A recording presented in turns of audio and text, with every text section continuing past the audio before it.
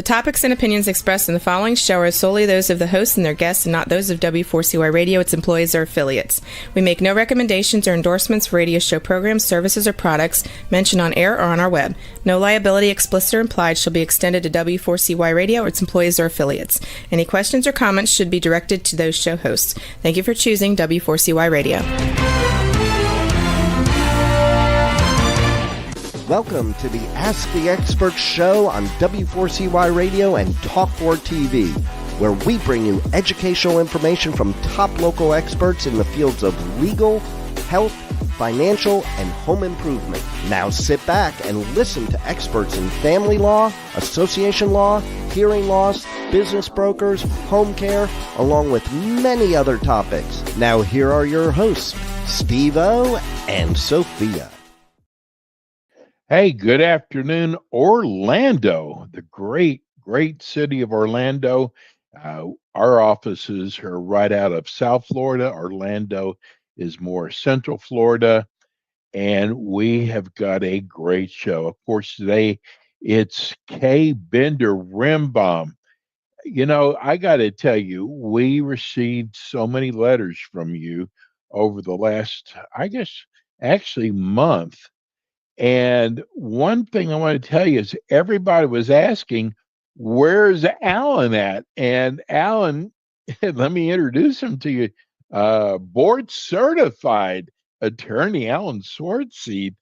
Alan, you have been a busy man the last 2 or 3 months.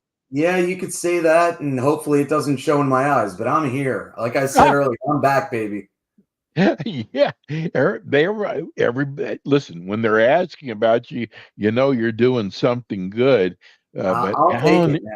yeah, really, Alan's with us today, and people love your enthusiasm. You can tell you love what you do. It's so obvious. Today, I forgot to tell you, on your schedule, we're going to need to start announcing it. The first and second half, people are upset that they miss it if they miss the first half of the show. So I'm going to ask you, we'll be doing the schedule, the first half of the show, your coming dates coming up, and we'll do it again a second time if that's okay.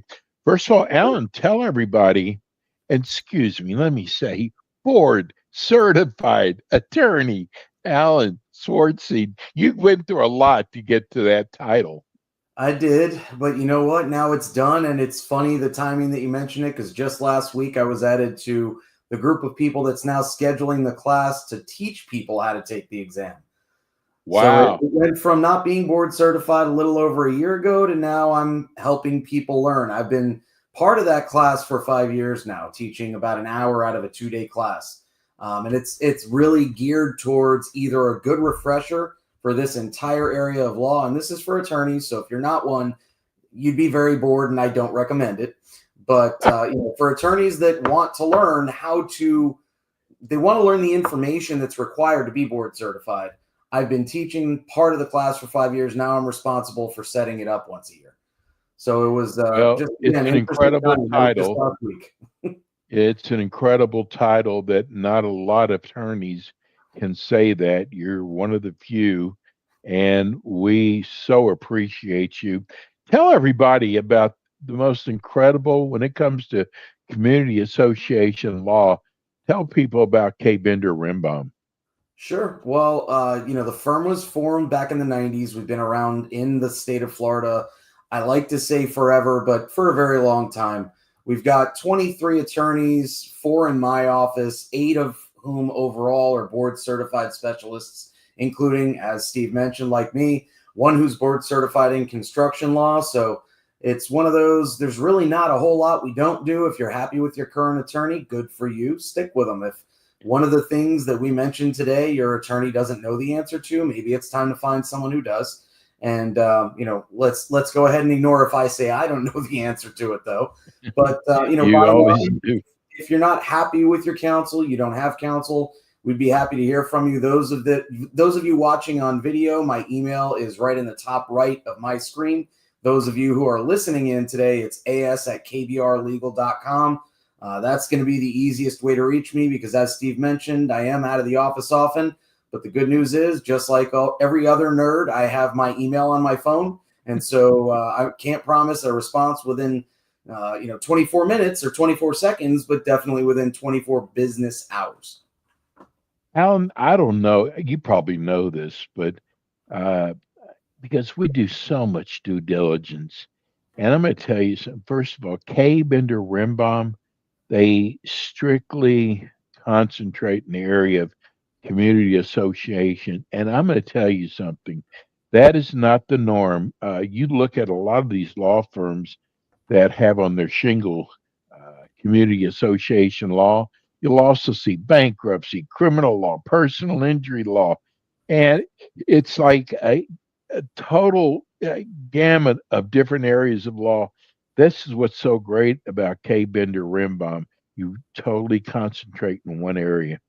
Yeah, I mean, I think that it allows us to have the level of expertise that we have, the number of qualified attorneys that we have, because people kind of flock to the others that know what they're doing in any aspect and area of law that they want to practice. And as a result, our clients also see that you might get a cheaper rate somewhere else, but you're not going to get better expertise pretty much anywhere else in the state.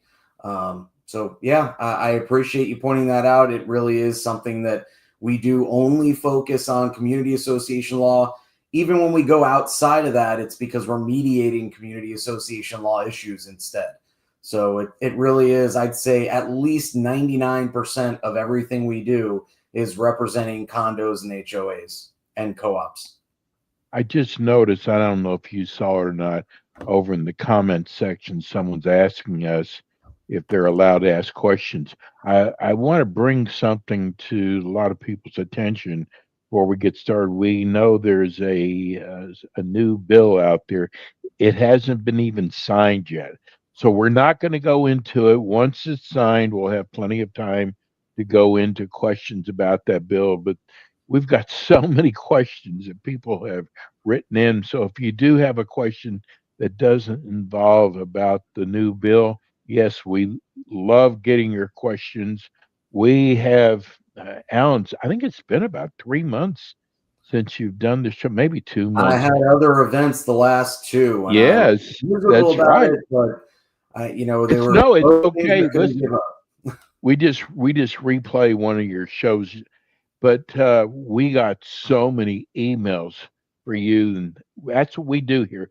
We take your emails, and we're first of all, we're just so glad that we have such a large audience. This is actually our 12th year with K. Bender Rimbaum, and this is without a doubt the most listened to and watched show of all of our 50 shows. So let's get to asking questions. All right. The first question is from Fred in Orlando. Wants to know, do you need a permit to paint your condo building? Probably not, but you'd want to have either your council, or if you've got a property manager, community manager, have them check with the county to verify. I mean, that's the type of thing. It's not going to be something that's in the Florida statutes. It's going to be a county by county, possibly a city by city analysis. So I would have, frankly, your vendor should know, unless you're physically and personally going out there and buying paint and, getting up on a bunch of pieces of wood instead of having a professional do that, which, by the way, don't recommend it. But, generally speaking, you probably don't. But I would have your vendor verify that, unless you're talking about just painting a house, which still have your vendor verify. Speaking of painting a house, and we've got hurricane season right around the corner. Sure do.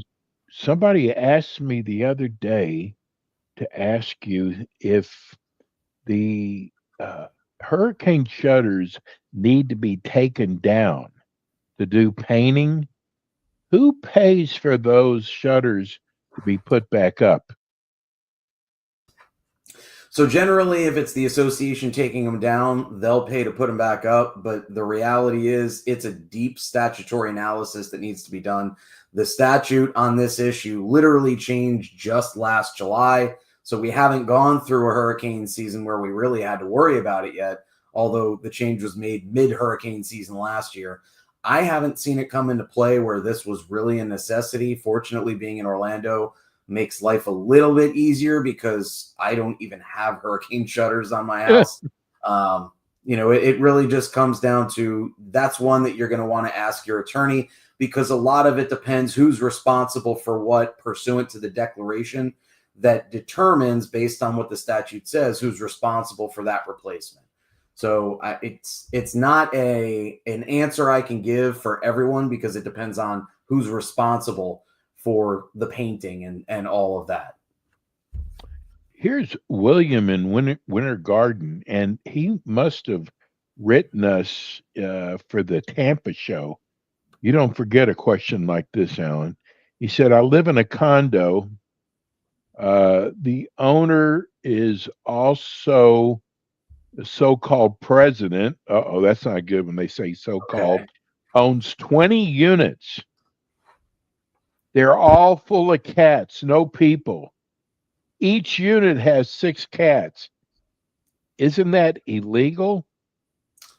I don't know that it's illegal. There's nothing that says you can't have a bunch of animals living in a condo unit, but my concern would be whether it's sanitary and whether someone needs to go in there and check to see whether there are, I'll call them biohazards all over the place that might impact common elements, other units, and things like that. That might be a little more difficult when it's the president. And I hear so-called, I don't know what the nature of that comment is, but bottom line, it would be the board really that is entering into the unit to make sure that it's safe. Now, you might call animal control if you feel that the board won't be receptive to your request to have that checked out. If he's the president, that doesn't mean you can't reach out to the secretary or any other director. If you go on sunbiz.org, usually that's going to say who the directors are. If you perform a search, that's the Florida Division of Corporations website. So if you don't already know who your other directors of this community are, you might want to find out who they are and reach out to them. If they're not receptive, they don't do anything about it, and you truly think there are no humans but 6 cats living in each unit, you might want to call animal control and the non-emergency police line and just see, frankly, if anyone is willing to help you out on this. Gosh, who's got that kind of money to have that many units just for your cats? That's amazing. Well, I was going to say, Steve, forget about how many units. To have that many cats. I mean, okay. 6 times 19, presuming she lives in one of them. Good Lord. Unbelievable. Yes. We're going to go to Lon in Orlando. And I got to tell everybody, we've been preaching this for years now. Make sure when you write your questions, which we love, let us know if you're an HOA or condo. I'm seeing about 85% of the emails we get now tell us which one they are. And it does make a difference. So we appreciate that. And, for now, it makes a difference. In a couple of years, it seems like the legislature is kind of moving towards having similar statutes for both. I don't think that makes a whole lot of sense, but it would make my job easier if I didn't have to check which statute says what. Exactly. I don't have it memorized by now. But for now, there are distinctions, and they are enormous in some instances. So yeah, that's right. You got to do two separate set of laws, don't you? You've got to have. Well, I mean, oh my God! Keep in mind, condo and co-op are very similar as of now, but there are differences between even those two. So you really got to clarify, because otherwise, I might not even be able to respond beyond got to know if you're a condo, co-op, or HOA. Right. Well, here's Lon in Orlando. He is an HOA. He wants to know, can we use general proxy at the annual meeting for voting? So what you'll want to do is take a look at your bylaws. That'll probably clarify what kind of proxies you can use. And this is where I get into the distinction between condo and HOA. I think it's the condo statute that says that you can't use a general proxy at the election, but it might be the HOA. I don't recall offhand. So I would look at your bylaws and see that might clarify. And if your bylaws say you can only use a limited proxy, you can only use a limited proxy. If your bylaws don't specify, then you go to the statute. Alan, here's a term I've never, in all the years we've been doing the show, I've never heard. Jack on Orlando wants to know, what is a notice of commencement? So it's a construction term in reality. It's basically a document that says, hey, we're working here. But it's recorded in the county public records. It lets everyone know that there's work that's being done, and that until that work is done, there's the possible right of that vendor to have a lien against whatever property is described in the notice of commencement. Those will generally expire a year after they're recorded if there's no separate lien action filed. And there's a lot of construction law that, like I said, we've got someone within the firm who's board certified in construction. So I intentionally limit what goes into my brain to make sure something else doesn't pop right out. When it comes to construction law, I usually rely on him, but it is a construction term. And I see there's another question here. Barbara asks, the president of our HOA has an association credit card. Should the board be reviewing the credit card expenses at every board meeting? Do expenditures need to be approved by the board? Yes, you should be reviewing no matter what delegation has happened regarding authority to use that credit card. Do expenditures need to be approved by the board? The answer to that one depends whether the board has delegated the authority to use that credit card. Usually that'll be by either a vote at a meeting minutes as a result of that, or a board resolution in writing. But if there's been no delegation, that person technically probably shouldn't be using that credit card and, having it paid by the association. Now, keep in mind, this is different from the laws pertaining to debit cards. This is not the automatic theft, criminal prosecution, blah, blah, blah. A credit card is okay to use in the association name as of now. Who knows when that loophole will close? But the thing to be aware of is make sure that if someone is using that credit card, the board knows what the charges are and that they're actually association charges and not someone going out and getting dinner and putting it on the credit card. And also make sure that the person that's using it actually has the authority delegated by the board to use that credit card. So thank you for that question, Barbara. Boy, here's a great question. Just came in. Okay. It said, first of all, Alan, I love the way you do the show. Thank you so much. I'm glad you're back. We missed you. That's got to be a cousin of yours. Anyway, they want to know. They said, I understand you come in and make presentations to associations. What are some of the things you go over in your presentation? So I usually limit coming into a community and doing that type of presentation, that type of kind of seminar to current clients of the firm. I'm not saying I wouldn't do it for other clients, but that's historically been the way that I've done it. The topics are pretty wide ranging. I mean, we do the board certification for HOA, for condo. I'd rather not do the condo certification myself because it's a 4-hour class, but I certainly can. We have classes pertaining to collection of assessments, Fair Housing Act issues, covenant enforcement, updates to your governing documents is one that I just did at 2 trade shows and were very well received.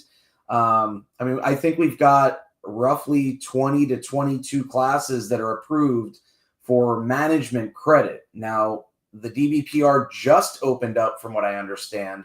And we've been talking about this all year, Steve. The DBPR finally opened up for people to start being accredited to teach the classes that HOAs and condos, the boards need to have by the end of June.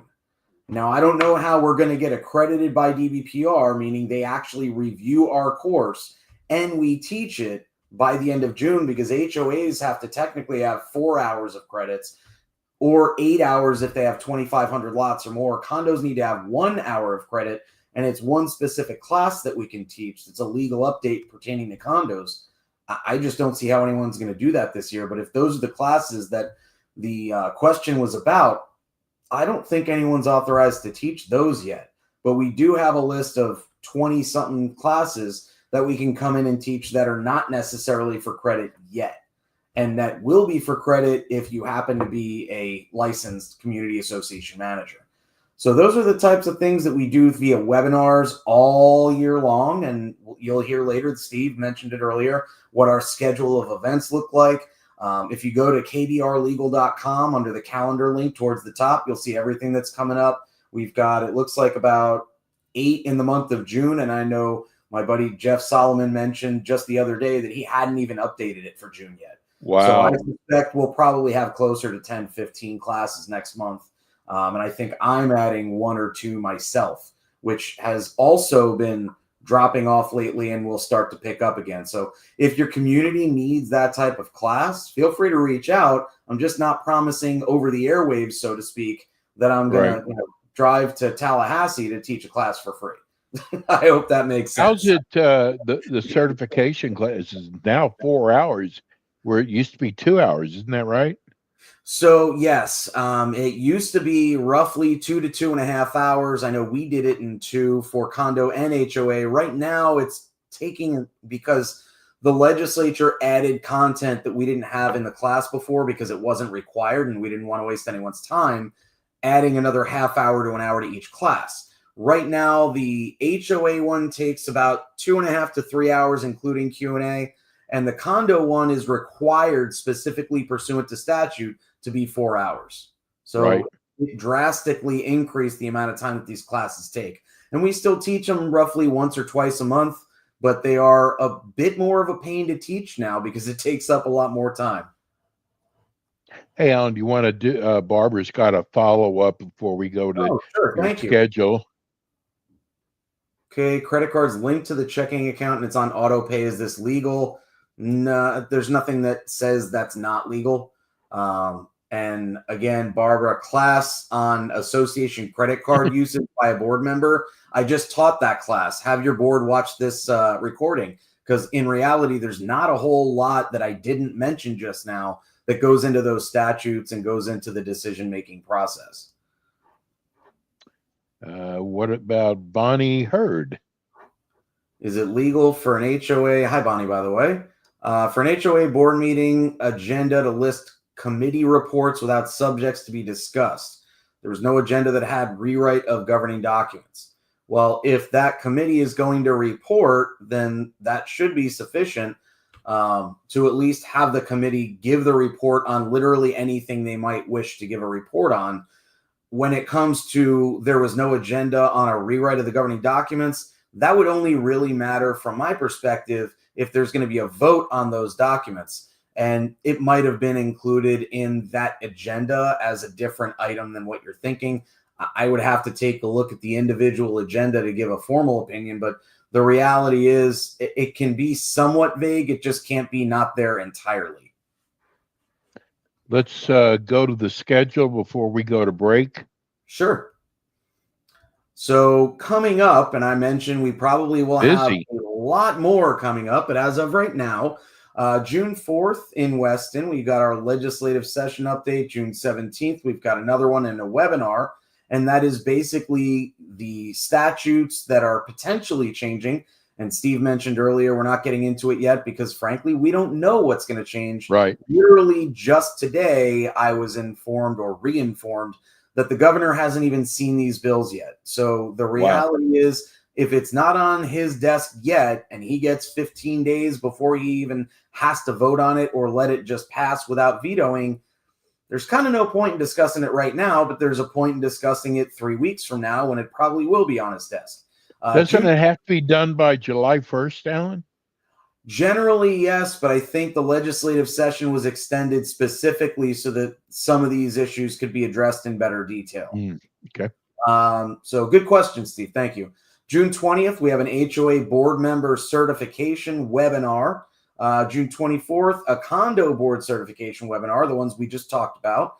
June 26th, the 2025 legal update for managers. That's a CEU, and that is basically being taught just so that managers who haven't already taken it can take it at the last minute and get their credits. It will be, when we say the 2025 legal update, those are the 2024 statutes. So don't get all excited that we've got a full class already approved about the changes that came into place in 2025. That one will probably come out in late July, maybe mid-August, depending on when the legislative session ends and when the actual bills start being passed and adopted into Florida law. It might even be late August before we can get DBPR approval to teach that class. We'll schedule it, and you guys will get notified if you're on our mailing list pretty much as soon as those statutes are finalized. Okay, we're going to go to a break. Alan, tell people how you have a main number that's actually good for any of the offices. We do. It's 954-928-0680.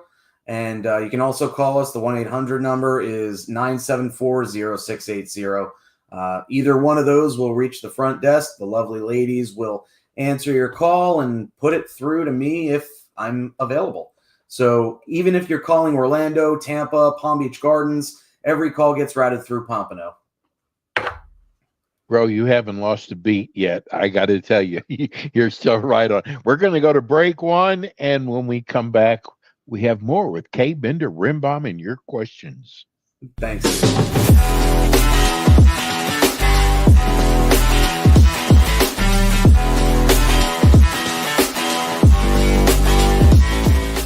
Kay Bender Rimbaum is a full-service community association law firm dedicated to the representation of community associations throughout Florida. On kbrlegal.com, you can learn more about their offices in Pompano Beach, Palm Beach Gardens, Orlando, Tampa, as well as throughout Miami-Dade by appointment. Several Kay Bender Rimbaum attorneys are board-certified specialists in condominium and plan development law and assist clients with all matters of community association legal issues while keeping them up to date on new developments that affect their associations. Kay Bender Rimbaum is also a well-known provider of free legal education for managers and board members. Contact Kay Bender Rimbaum today by calling 800-974-0680. That's 800-974-0680 to reach any of their locations. You can also visit them online at kbrlegal.com or write to them at info@kbrlegal.com. And we are back with the Ask the Expert show on W4CY Radio and Talk4 TV with your hosts, Steve-O, Sophia, and their expert guests. And we are back. I am your host, Steve-O. We're here, for about the next 30 minutes.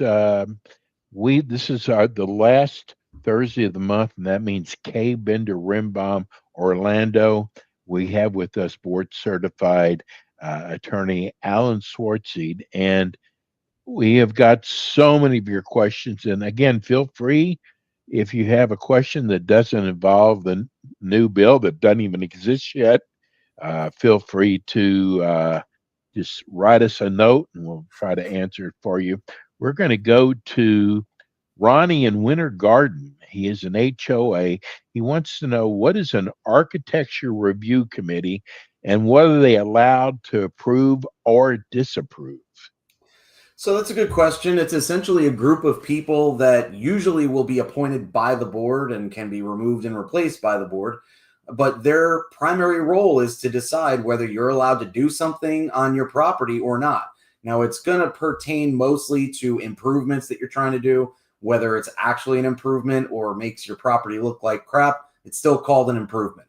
So any changes or major revisions that you're making to your property, repainting, adding a shed, adding another structure, changing the appearance of your property, adding a screen door, things of that nature, all of that might be provided for in your governing documents.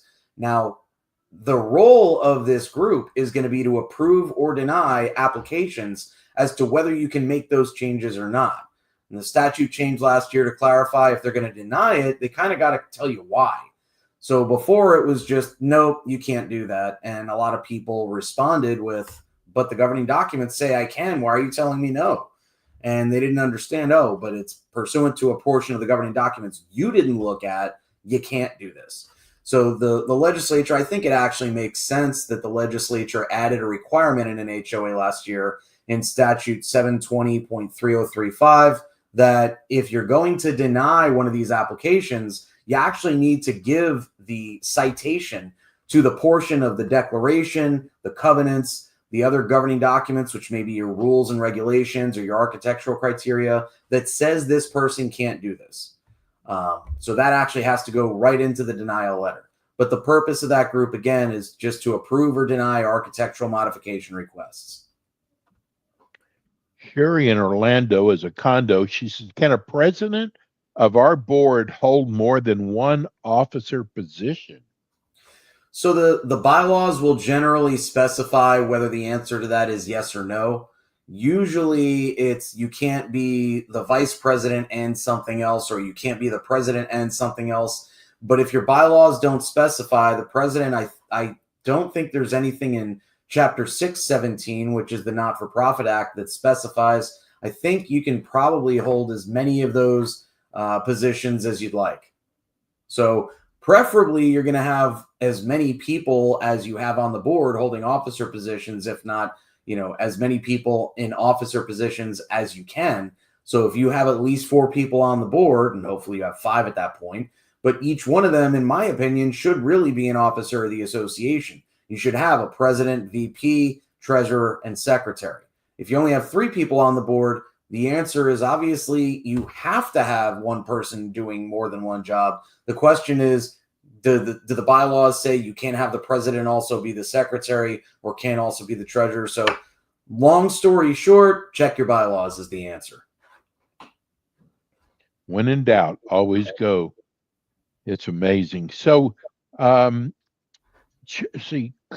in Claremont wants to know if our condo owner refuses access to a 6-year certification, what can be done about that? Well, the association has a statutory right of access to each unit to make sure that there's nothing going on in the unit that damages the common elements or other units. So you've got that right to get in. If the owner's refusing, frankly, I've had some communities that had the manager or someone else come with a locksmith and the police after giving notice to the owner that you're just going to go in.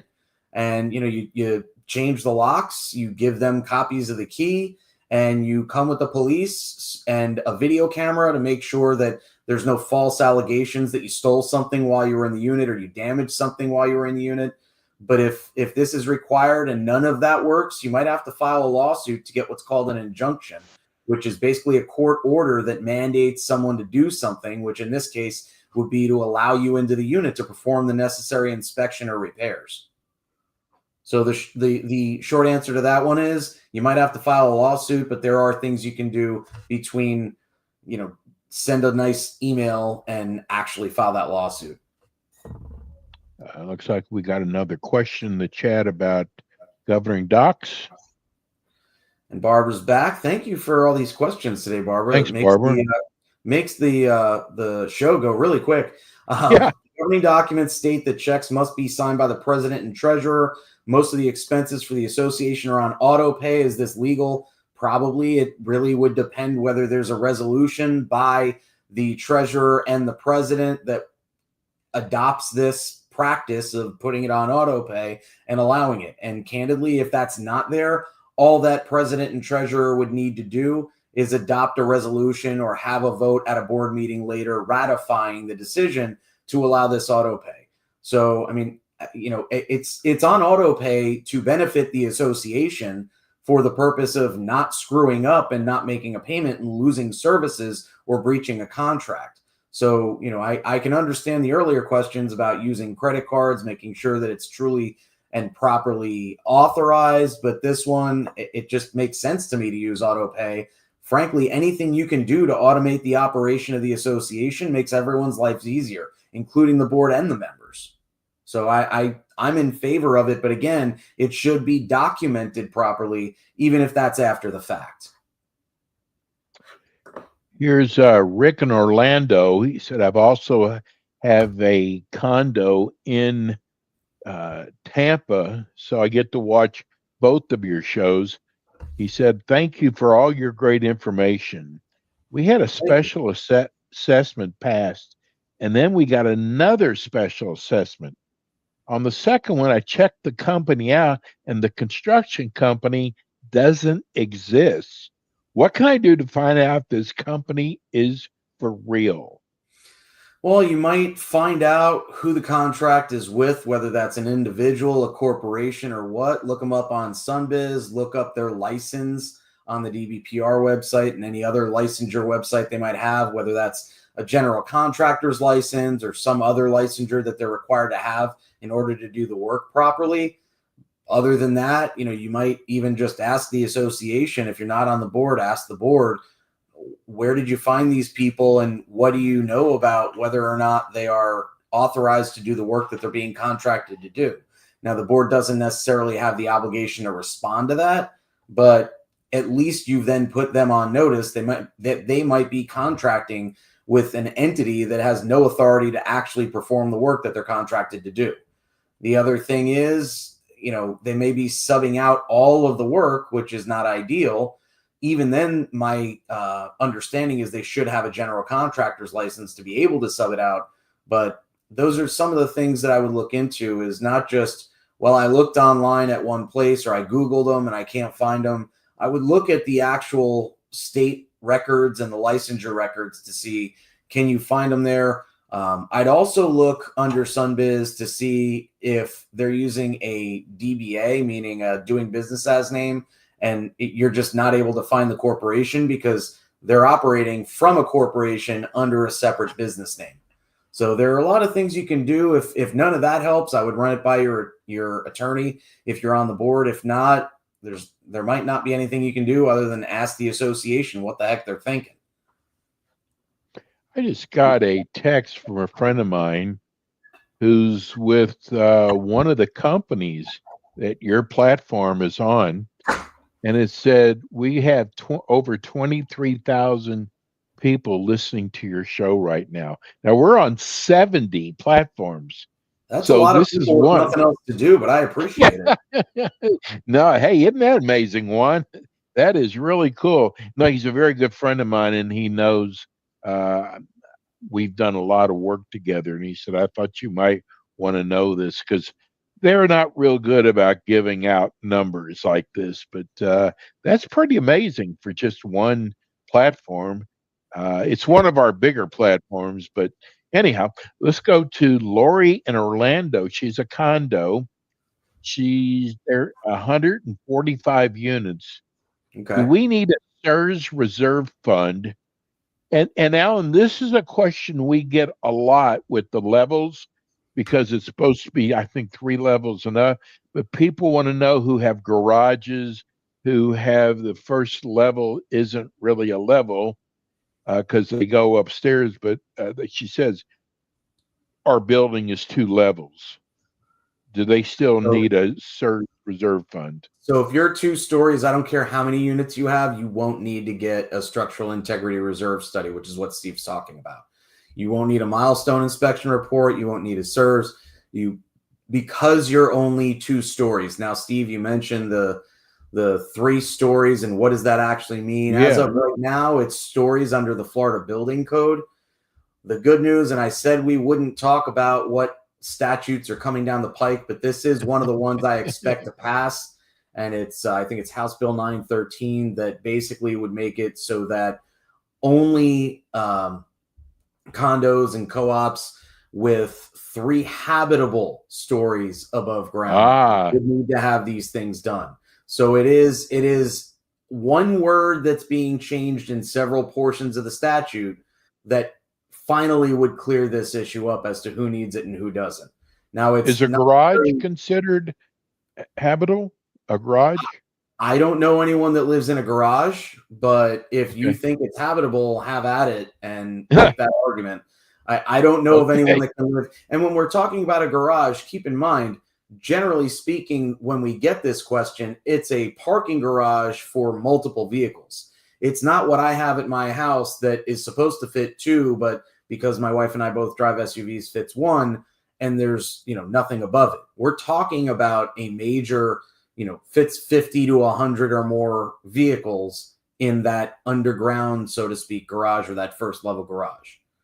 So again, it's not habitable yet, but the expectation is that in the next few months, the statute will say that it needs to be a habitable story above ground in order for that to count. So if you've got your parking garage with no way of living in that area, and then you've got 2 stories above it, right now you're technically required to have a SIRS, you're required to have your milestones. If all that timing of when you're required to have one has hit, as of 2-3 months from now, you might not be required to have one. So I'm not suggesting anyone hold off, because technically some of these things you were already supposed to have by the end of last year. But if you haven't done it yet and you're not really sure what to do, I would suggest you talk to your counsel about whether or not it's a good idea to find someone to do that work now if you haven't already contracted for it. Okay, let's go to Marcia in Sanford.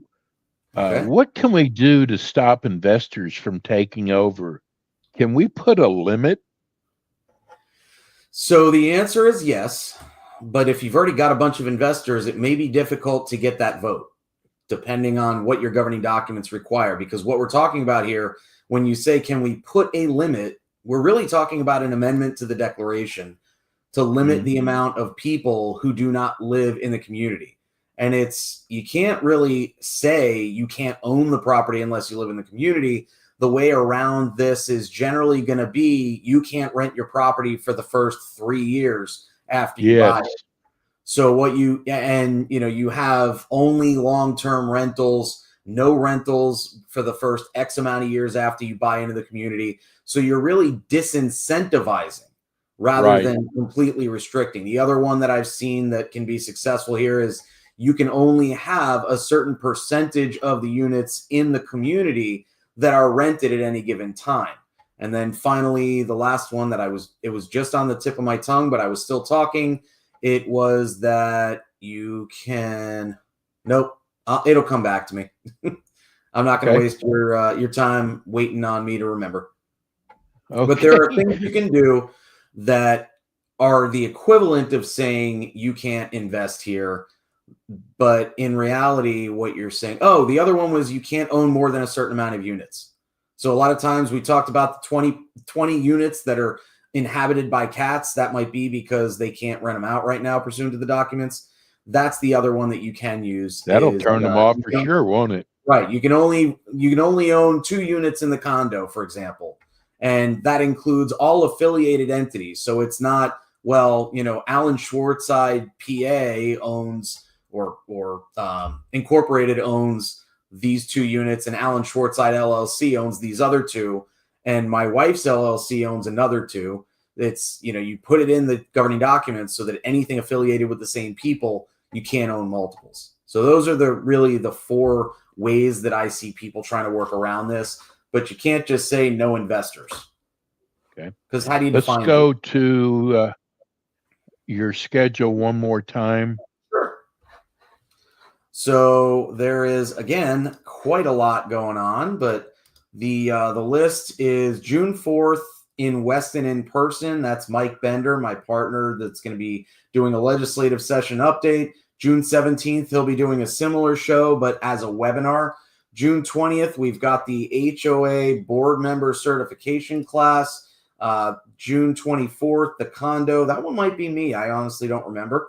June 26th, legal update for managers. That CEU, that again is the 2024 changes, which means it's the 2025 laws. And again, my guess is by August, we will probably have, if not very early September, we will have the legal update for the changes that are going to take place in July or shortly after of this year, 2025, which will be called the 2026 legal update, even though it won't be 2026 yet. So that's what we've got going on. Again, my guess is we'll add several to that list. There are already more on the list, including our Tampa show and our South Florida show with you, Steve. And it would surprise me if there's not 5 or 6 more that get added within the next few days. I always compliment senior partner Robert K., how important education is to your firm, and you guys sure do prove it. I appreciate it. We really think it's important primarily because an educated client usually won't make the mistakes that an uneducated client will make. And if, frankly, they can get some, I can't call it free legal advice because that's not what we provide on these shows or our webinars or seminars. But if they can get a statutory answer or they can get the direction without having to pay for it, it saves a lot of people a lot of time and money, and they'll get the right answer rather than chat GPTing it and inevitably having some hallucination of case law tell them that they should do something that's totally illegal. We just got a question in. I guess someone who has an electric car. How do we get more electric fueling stations in our community? Ask for them. That's it?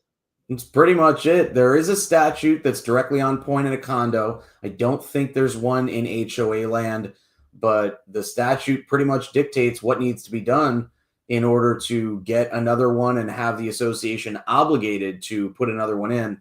I would just request it. I mean, it might be at your expense, but generally speaking, if I remember what the statute says correctly, because I haven't been asked in about 5 years, it generally says if you ask for one and you're willing to pay for the cost of installing that charging station in a location, even if it's common areas or common elements, since it's a condo, they might have to put it in. So I would just look up the provision in 718, and I candidly don't remember what it is because, again, it's been a couple years, but it's in there. Okay. Jill in Altamonte Springs, is the insurance companies going to insure you if you haven't done your CERS? So there are some that will not. I know that there was, and I candidly don't remember where it landed. There was a proposed change to the statute pertaining to citizens insurance that if you hadn't done your milestone inspection and you were required to have done it, you might not be insured by citizens or the rate was going to drastically increase. But it wouldn't surprise me if a lot of condos that are required to have these reports done are being told, well, you need to do it 10 years early before you should be required to do it because we want that report to know that the building is safe in order to be willing to insure you and put that risk in our hands. Not that they're actually going to pay out if something happens anyway, because insurance companies will take your money happily and then tell you, well, that's not covered. But that's generally the way that it works. Okay. Lucy in Longwood, we love your show. Our entire board never misses your show. We are an HOA annual budget meeting. When should advance notices be made? Annual meeting, how much notice? So some governing documents, and by the way, if you're an HOA and you watch every show, I really hope you're already a client of our firm. But anyway, the annual budget notice will generally be whatever your governing documents say. Some say 30 days notice, some say less. Generally, my opinion, if you're providing at least 14 days notice, just like you would for a special assessment, that's really all that's required under Florida law. Some people will say it's a 48-hour notice of a board meeting. I would just rather have people not have the opportunity to claim you didn't give enough notice for them to actually evaluate what's in the budget. They might be wrong, but again, 48 hours is generally what the statute requires, just like any other board meeting.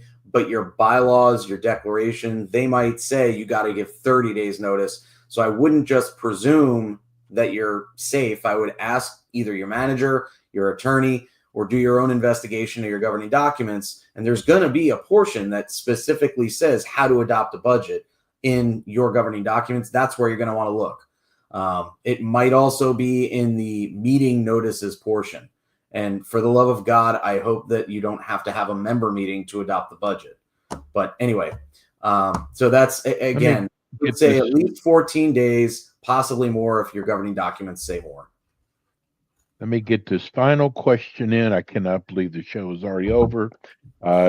She has written me so many times. Tricia in Orlando is an HOA. We received notice that we are faced with special assessment to replace our clubhouse and reserves. Is there anything in Florida statutes on how much the amount can go up? Not in an HOA, to be in your governing documents. In a condo, there is a statute that limits the increases in your assessments, and it's in very limited circumstances that it even applies. In an HOA, there's no statute that limits how much the assessments can increase, what special assessments can be levied against the members. That's all going to be based on what's in your governing documents. And if your governing documents don't say anything about that maximum increase, there really is none. And when it comes to special assessments, if the board has a legal obligation to maintain or repair or replace something, generally speaking, there's Florida case law that says not only are they allowed, but they're obligated to levy a special assessment in order to be able to fund the work that needs to be done. So if those reserves that you mentioned are real reserves, because HOAs don't have statutory reserves, but if they're required pursuant to your governing documents, your developer established them, or the members voted to establish reserves, those funds should be used for the asset that the reserves are for, and then replenished over time. Whether that requires a special assessment on top of using the reserves, that I can't tell you without knowing your community. But I appreciate the question either way. Well, I got to tell you, this show always goes by so fast. Tell people how they can reach your office and give them your website also. Yeah, so the website is KBR, as in K-Bender Rembom, kbrlegal.com. Again, the calendar is right at the link at the top. So if you want to sign up for classes, you can do it right there.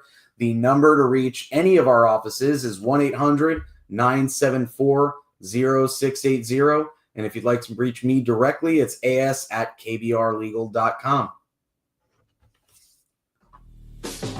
Thanks for tuning in today to the Ask the Expert show on W4CY Radio and Talk4 TV. Tune in next week and every week to hear more from our experts on personal injury, insurance, air condition repairs, estate planning, Medicare, and many other topics in the areas of legal, health, financial, and home improvement.